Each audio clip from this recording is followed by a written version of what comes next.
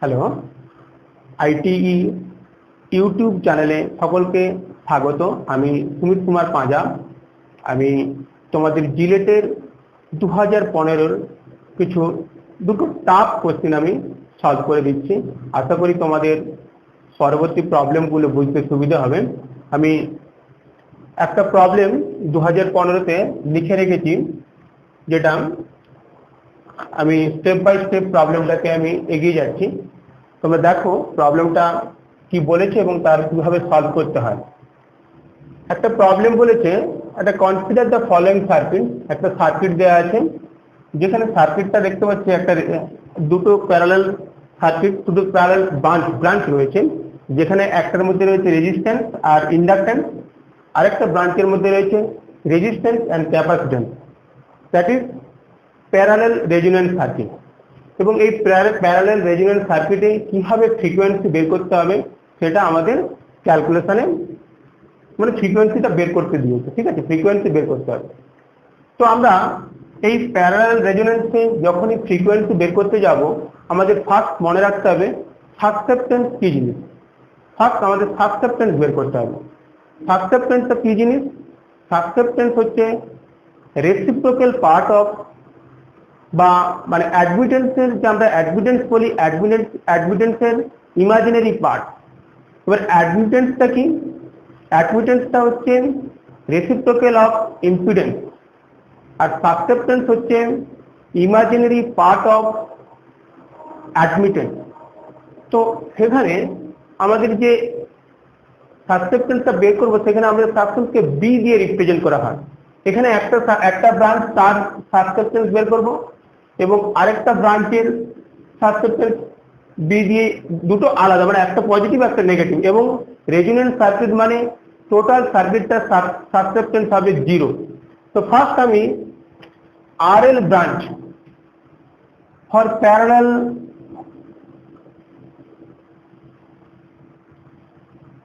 Circuit, total acceptance is 0. Okay, acceptance for branch RL circuit, for branch RL is equal to minus B1. Okay, that is minus কি লিখবো, XL by R square plus XL square. Okay, acceptance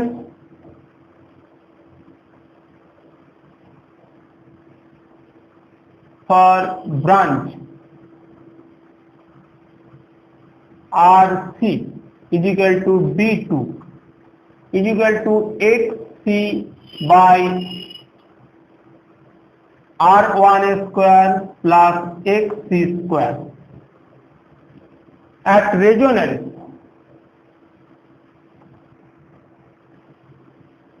condition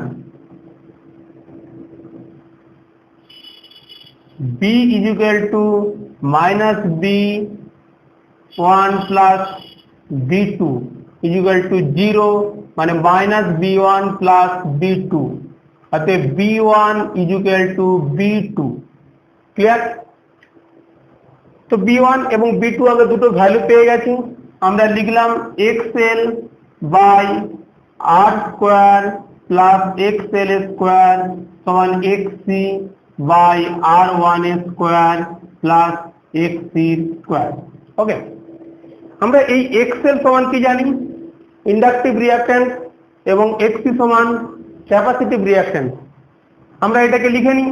XL is equal to কি, যেহেতু frequency আমাদের resonance frequency FR বলেছে, XL is equal to 2 pi FR L by R square plus 2 pi FR L whole square is equal to 1 by 2 pi, আচ্ছা এটাকে লিখো 1 by 2 pi FR C এর whole square plus আর square r1 square plus 1/2 pi F R C এর whole square.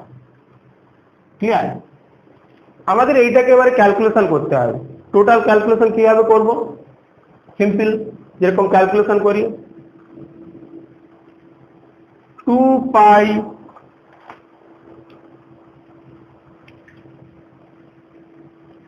F R S by r1 square plus 1/2 pi F R C এর whole square.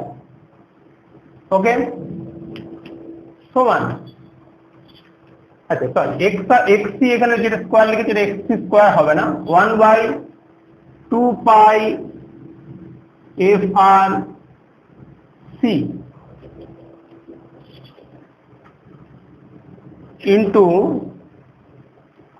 আর square plus 2 pi F R এল whole square.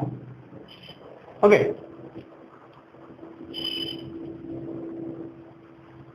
এরপর আমরা এটাকে multiply করব।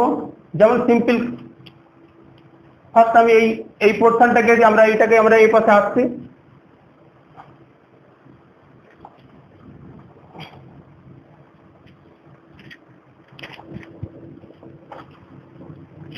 Multiply করলে আসবে 4 pi square F R square L C into r1 square plus 1/2 pi F R C whole square is equal to R square plus 2 pi F R L এর whole square. Okay, অতএব 4 pi square F R square L C r1 square plus 4 pi square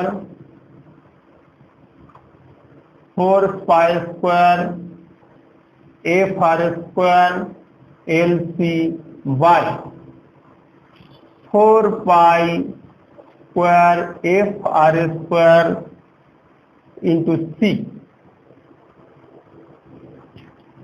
square. Okay, সমান R square plus 4 pi square F R square L square. Okay, অতএব 4 pi square F R square L C r1 square, এখানে দেখো 4 pi square F R square কেটে গেল, C একটা C কেটে গেল, তার মানে প্লাস এল বাই সি সমান R square plus 4 pi square F R square is equal to into R L square. Clear? এটাকে আমরা লিখতে পারি, আমরা জাস্ট এপাশে নিয়ে আসি 4 pi square F R square L C r1 square minus 4 pi square F R square L square সমান R square minus L by C. Okay, এবার 4 পাই আর স্কোয়ার কমন নিয়ে নাও, অতএব 4 pi square F R square common নাও, কি আসছে এল C r1 এর square minus L. Okay, সমান R square minus L by C. Clear? Just আমি এই পার্টটাকে আবার একটু ইরেজ করে নিলাম। এখান থেকে কি পাবো, তাহলে আমি এফ আর সমান কি পাবো, এফ আর স্কোয়ার সমান, এটাকে আমরা একদম জাস্ট নিচে নিয়ে চলে আসি, C R square minus L by C ব্র্যাকেটে এল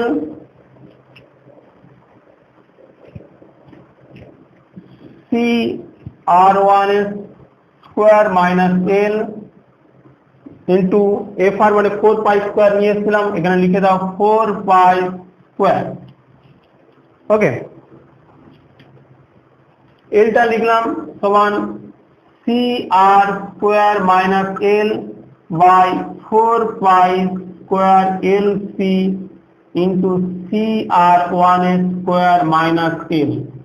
ক্লিয়ার? অতএব এফ আর সমান কি হচ্ছে, 4 পাই স্কোয়ার মানে 1 by 2 pi root over L C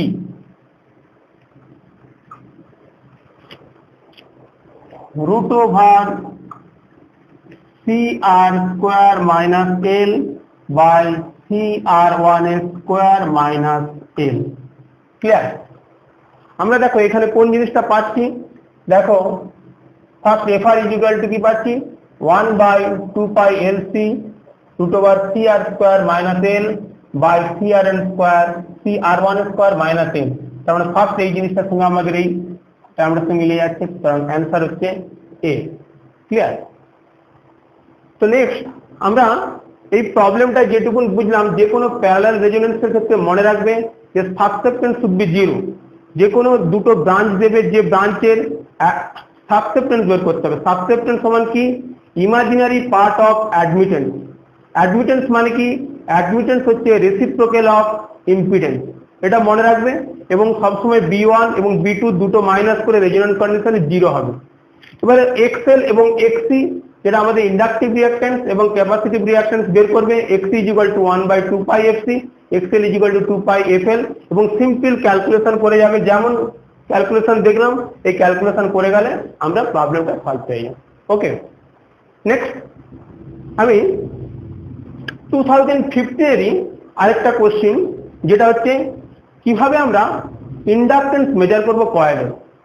ধরো 3টে কয়েল একসঙ্গে সিরিজে আছে, এবং এই সিরিজে থাকলে সেই সিরিজের যেমন সেলফ ইন্ডাকটেন্স আছে এবং তার মিউচুয়াল ইন্ডাকটেন্সও আছে। আমি 2015 এই কোশ্চিনটা এসেছিল, সেই কোশ্চিনটা আমি আগে বোর্ডে লিখে দিচ্ছি, এবং তারপর ওর মধ্যে কিন্তু ডট আছে, কোন দিকে কারেন্ট বেরোবে এবং কোন দিকে কারেন্ট ইন করবে সেটা কিন্তু ভালো করে বুঝতে হবে। ডটের দিকে যাবে এবং ডটের দিকে বেরিয়ে যাবে। আমি জাস্ট প্রবলেমটা লিখছি এবং তারপরে আমি আস্তে আস্তে করে স্টেপ বাই স্টেপ ডিসক্রাইব করছি।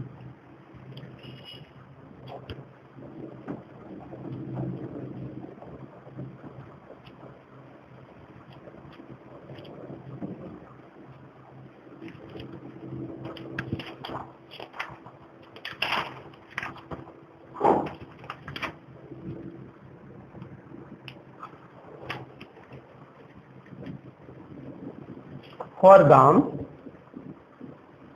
following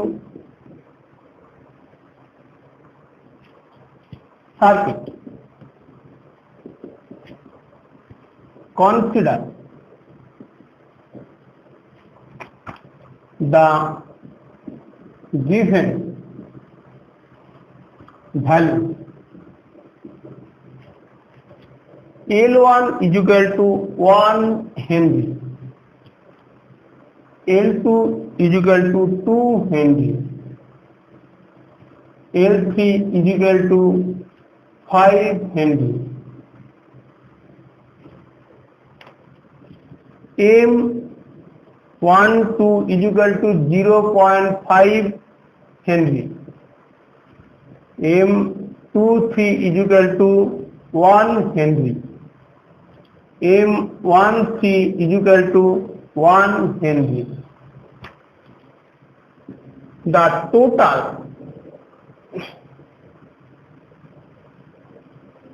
inductance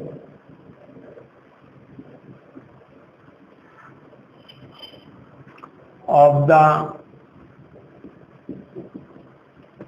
three series connected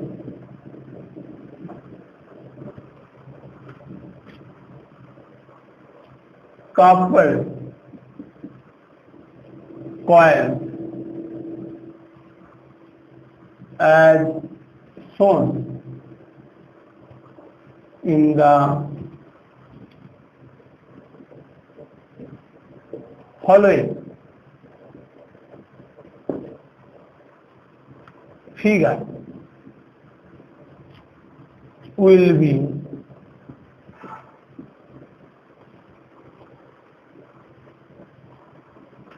A 13 Henry, B 1 Henry, C 8 Henry, D 6 Henry. Okay, figure. Sorry.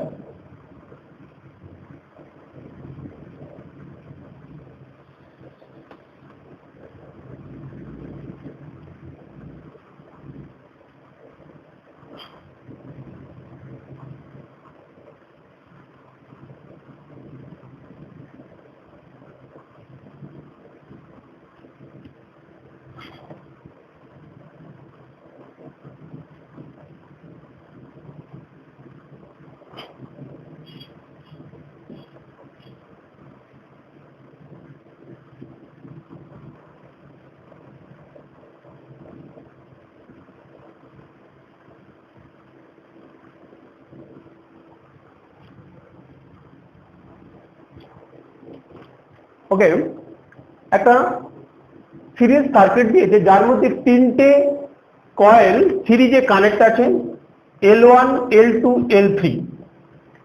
প্রত্যেকটার সেলফ ইন্ডাক্টেন্স দিয়ে দিয়েছেন এবং এই দুটো কয়েলের মধ্যে তাদের মিউচুয়াল ইন্ডাক্টেন্স M12 এবং M23 দুটো ডাটা দিয়ে দিয়েছেন, সঙ্গে M1 এবং M3 এর মধ্যে যে মিউচুয়াল ইন্ডাক্টেন্স সেটাও দিয়ে দিয়েছেন। এখানে এই যে প্রত্যেকটা ডট রয়েছে, এই ডটের ইম্পর্টেন্সটা খুব বুঝতে হবে, ডটটা কোন প্লেসে আছে। আমাকে বের করতে হবে এই সার্কিটটার টোটাল ইন্ডাক্টেন্স। তো ফার্স্ট আমি যখন এই সার্কিটের টোটাল ইন্ডাক্টেন্স বের করতে যাব, ফার্স্ট আমাকে দেখতে হবে আমি কোনো একটা দিক দিয়ে চিন্তা করব কারেন্টটা কোনো এক দিক থেকে কোনো এক ডাইরেকশন থেকে কোনো একটা ডাইরেকশনে যাচ্ছে। সাপোজ আমি এই সার্কিটটাকে ড্র করছি, ধরো জাস্ট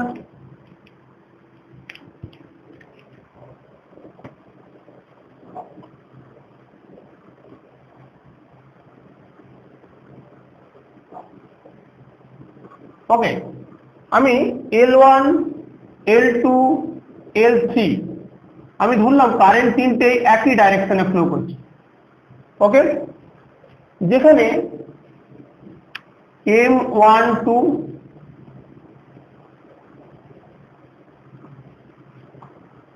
আবার M23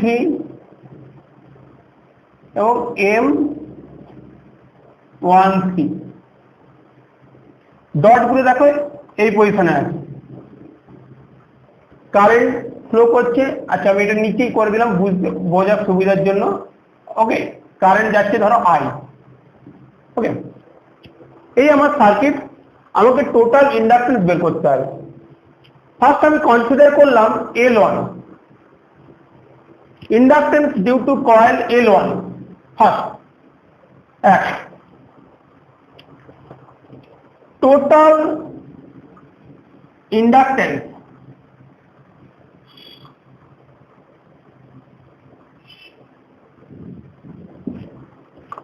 of coil 1। সাপোজ এই কয়েলটা 1, এটা 2 এবং 3, টোটাল ইন্ডাক্টেন্স অফ কয়েল 1 সমান L1 সমান কি বললাম, L1 এর সেলফ ইন্ডাক্টেন্স লিখলাম সমান L1। এবার দেখো আমাদের মিউচুয়াল ইন্ডাক্টেন্স 1 এবং 2 এর মধ্যে M12 আছে। আমি কি দেখবো, এখানে দেখো এই যে ডটটা আছে, ডট থেকে কারেন্ট বাইরের দিকে যাচ্ছে না কারেন্ট ডটের দিকে যাচ্ছে, আমাকে এটা খেয়াল করতে হবে। আমি ফার্স্ট M12 মানে এই L1 কয়েল এবং L2 কয়েলটাকে কনসিডার করব। দেখো এখানে L1 এর দেখো ডট থেকে কারেন্টটা কি হচ্ছে, বাইরের দিকে বেরিয়ে যাচ্ছে। আবার M12 মানে L2টা দেখতে পাচ্ছি কারেন্টটা ডট থেকে বাইরের দিকে বেরিয়ে যাচ্ছে। এক্ষেত্রে মিউচুয়াল ইন্ডাকটেন্সে লিখব প্লাস M12। এরপর দেখো M1 আর M3 মধ্যে একটা মিউচুয়াল ইন্ডাকটেন্স আছে M13।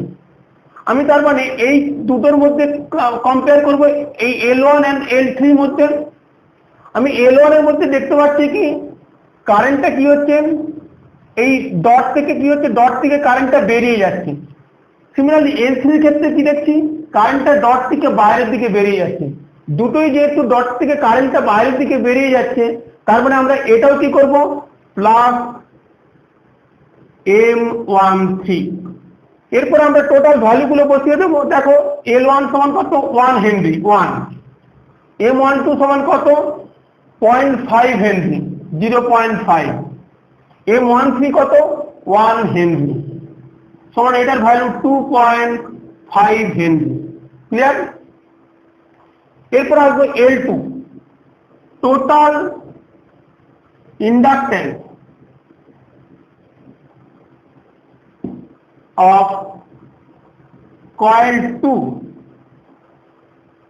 এই L2 এর জন্য কি লিখব, L2 এর জন্য সেলফ ইন্ডাকটেন্স সমান L2, সেলফ ইন্ডাকটেন্স লিখলাম। এর সঙ্গে মিউচুয়াল ইন্ডাকটেন্স কি আছে, M12 এবং M23। দেখো M12 তে আমি যখন M1 এই L1 এবং L2 কয়েলটাকে আমি কনসিডার করব, এই ক্ষেত্রেও দেখো এই L1 এর ক্ষেত্রে কি কারেন্টটা কি হচ্ছে, ডট থেকে বাইরের দিকে বেরিয়ে যাচ্ছে। সিমিলারলি M2 এর ক্ষেত্রেও ডটটা কি, কারেন্টটা কি হচ্ছে, ডট থেকে বাইরের দিকে বেরিয়ে যাচ্ছে। তার মানে এটা কি লিখবো, প্লাস M12। এরপর M23 মানে L2 কয়েল এবং L3 কয়েল দুটোকে কনসিডার করব। এক্ষেত্রে দেখো L2 কয়েলের ক্ষেত্রে কারেন্টটা কি হচ্ছে, ডট থেকে বাইরের দিকে চলে যাচ্ছে। তার মানে এটাকে আমি পজিটিভ ধরে রাখছি। সিমিলারলি L3 এর ক্ষেত্রে দেখো কি হচ্ছে, কারেন্টটা ডট থেকে বাইরের দিকে বেরিয়ে যাচ্ছে। তাহলে এখানে আমি লিখবো কি, প্লাস M23। টোটাল ভ্যালু কত হচ্ছে, L2 এর ভ্যালু কত 2 Henry, plus M12 0.5, M23 1 Henry, total কত হচ্ছে 3.5 হেনরি। ক্লিয়ার? এবার টোটাল ইন্ডাকটেন্স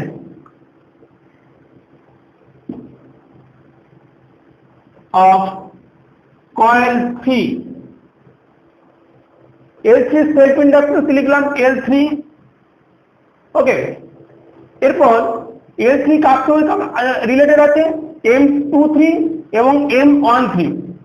দেখো L23 কথা যদি ফার্স্টে চিন্তা করি, L2 থেকে কি হচ্ছে, ডট থেকে কারেন্ট বাইরের দিকে চলে যাচ্ছে, মানে কারেন্টটা ডট থেকে বাইরের দিকে যাচ্ছে। সিমিলারলি L3 ক্ষেত্রে দেখো ডট থেকে কারেন্টটা বাইরের দিকে চলে যাচ্ছে। তার মানে আমরা লিখবো M23। এরপর M13 ক্ষেত্রে দেখো L1 আর L3 কয়েল থেকে কনসিডার করবো। এক্ষেত্রেও দেখো ডট কারেন্টটা কি হচ্ছে, ডট থেকে বাইরের দিকে বেরিয়ে যাচ্ছে। সিমিলারলি L3 তে দেখো ডট থেকে কারেন্টটা বাইরের দিকে বেরিয়ে যাচ্ছে। তার মানে আমরা কি লিখবো, এটা A প্লাস M13। এখানে টোটাল ইন্ডাকটেন্স কত হচ্ছে, L3 এর ভ্যালু দেখো 5 হেনরি, M23 এর ভ্যালু 1 হেনরি, M13 এর ভ্যালু 1 হেনরি সমান টোটাল 7 হেনরি। তার মানে তিনটে কয়েলের টোটাল